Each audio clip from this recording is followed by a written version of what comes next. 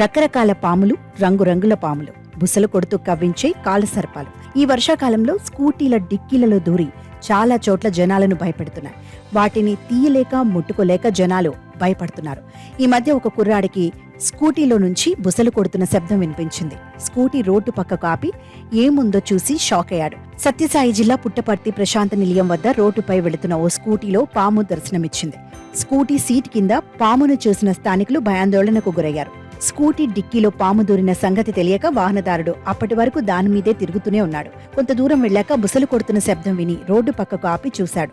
ఆ వాహనదారుడు అందులో ఏముందో చూసి కంగుతిన్నాడు. ఎప్పుడు దూరిందో ఏమో తెలియదు కానీ బయటకు తీసిన పామును చూసి భయాందోళనకు గురయ్యారు. స్కూటీ ముందు భాగంలో, వెనుక భాగంలో ఇవి దూరి చాలా చోట్ల భయపెడుతున్నాయి. పామును బయటకు తీశారు కదా, ఇక బయలుదేరి వెళ్దాం అనుకున్న వాహనదారుడికి అసలు ట్విస్ట్ కనిపించింది.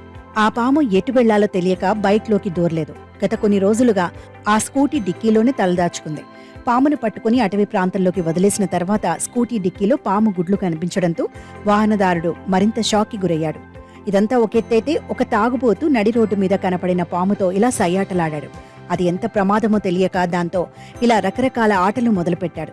అది ఊరుకోదు కదా, దాని ప్రతాపం అది చూపి అతగాండి కాటు వేసింది. ఇలా ఉంటాయి ఈ వర్షాకాలంలో వీటి చెలగాటాలు. అందుకే వీటితో చాలా జాగ్రత్త అవసరం. స్కూటీలను మొక్కల దగ్గర పొలాలలో పెట్టకుండా జాగ్రత్త పడాలి. పాముతో అనవసరపు ఆటలు మానేయాలని స్నేక్ క్యాచర్స్ హెచ్చరిస్తున్నారు.